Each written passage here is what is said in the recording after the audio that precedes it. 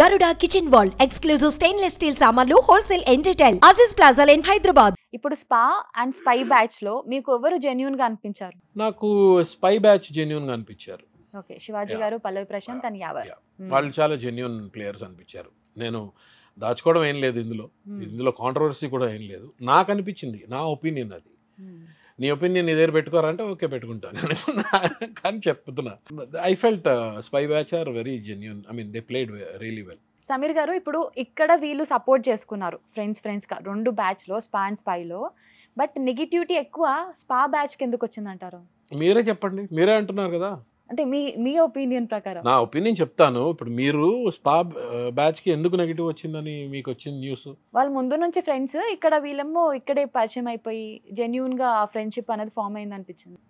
దానివల్ల స్పా వాళ్ళు చేసిన తప్పేంటి? ఎందుకు వాళ్ళు బ్యాడ్ అయ్యారు? వాళ్ళు ముందు ఫ్రెండ్స్ బ్యాచ్ కదా, అట్లా రాంగ్ గా పోర్ట్రే అయిందని నా ఫీలింగ్. రాంగ్ పోర్ట్రే అయిందా? ఏమని? వీళ్ళు ముందు నుంచి ప్లాన్డ్ గా వచ్చి గేమ్ ఆడుతున్నారు అని చెప్పేసి. అది రాంగా? మీరు నన్ను అడుగుతున్నారా? అవునా, మీకు వచ్చిన ఇన్ఫర్మేషన్ ఏంటి అంటున్నా, అడుగుతున్నా. ఇప్పుడు అందరికి వచ్చింది ఇన్ఫర్మేషన్ సేమే, బట్ మీరేం చెప్తారు అన్నది. అందరికి అదే ఇన్ఫర్మేషన్ ఎందుకు వచ్చిందని అడుగుతున్నా. ఇప్పుడు స్పా బ్యాచ్ వాళ్ళు స్టార్ మా బ్యాచ్ కాబట్టి వాళ్ళు ముందే ప్రిపేర్ అయ్యి వచ్చారు కాబట్టి ఉండొచ్చు. సో బ్యాడ్ ఎందుకు అవుతారు? అంటే వాళ్ళు ఉండే బిహేవియర్ అంతా కొంచెం కదా, వాళ్ళ బిహేవియర్ అలా చేసుకున్నారు.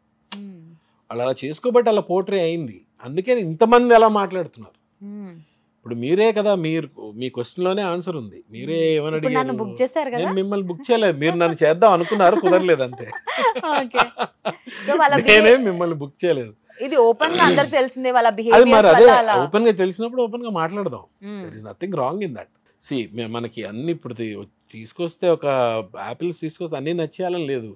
ఏది సెలెక్ట్ చేసుకుంటాం కదా, ఇది బాగుంది ఇది బాగుంది అని. ఎందుకు? అలాగే ఆల్ ఆర్ గుడ్.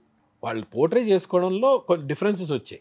వీళ్ళు ఎలా చేస్తున్నారు, వీళ్ళు ఇలా చేస్తున్నారు. ఎందుకు గొడవలు వద్దు, గొడవలు కావాలి అంతే.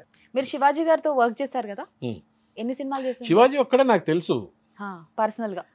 పర్సనల్ గా నాకు శివాజీ ఒక్కడే తెలుసు. అక్కడ యాజ్ హీజ్ సీనియర్ యాక్టర్ ఇప్పటి నుంచో చాలా ఏళ్ళ నుంచి నాకు శివాజీ ఒక్కడే తెలుసు.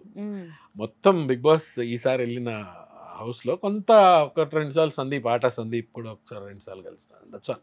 ఎవరు తెలియదు నాకు. ఎన్ని సినిమాలు చేసి ఉంటారు శివాజీ గారితో? 1 or 2 అంతే, నాట్ మోర్ దెన్ దట్. మీకు తెలిసినంత వరకు ఆయన బిహేవియర్ ఎలా ఉంటుంది బయట శివాజీ గారు ఎలా ఉంటారు? సేమా ఇక్కడ ఉంది? యాజ్ ఇట్ ఈస్ అలాగే ఉన్నాడు. ఏమి పెద్ద ఇదేం లేదు.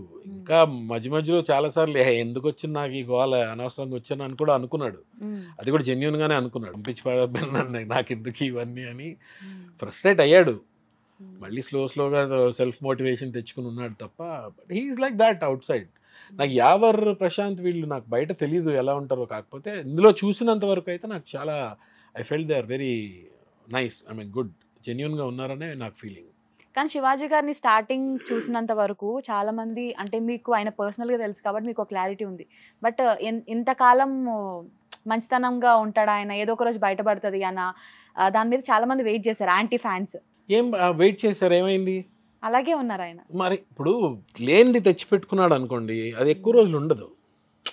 అర్థమైందా? ఒక లేనిది తెచ్చిపెట్టుకుంటే ఎక్కువ రోజులు ఉండదు. అది అట్లీస్ట్ ఈ ఫైనల్ వీక్స్లో అయినా ఎక్కడో దగ్గర ఏదో ఒక్క చిన్న పాయింట్లో ఎక్కడో బయటకు వచ్చేస్తుంది, ఎక్కడో దగ్గర వచ్చేస్తుంది. తను ఇన్నాళ్ళు ఓపిక పట్టి ఒకే ఒక మాట దొరలేడు. మొన్న ఒక ఏంటి, మా ఇంట్లో ఇలాంటి ఆడపిల్లలు ఉంటే తొక్కేస్తాను అని ఏదో ఒక మాట దొరలేడు. దాన్ని పట్టుకుని దాన్ని ఇంత చేశారు, దాన్ని చాలా పెద్దది చేశారు. పెద్ద మాటే కాదనట్లేదు, నిజంగా అలాంటి మాట అనకూడదు. ఆ టెంపర్లో వచ్చేసింది తనకి ఆ దీనిలో.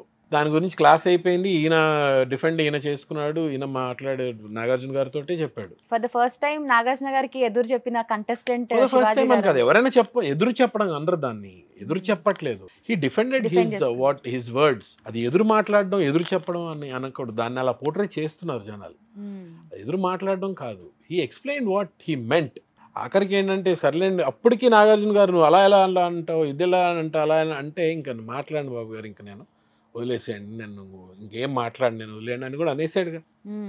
ఎదురు చెప్పడం కాదు అది. He explained what he felt and he spoke.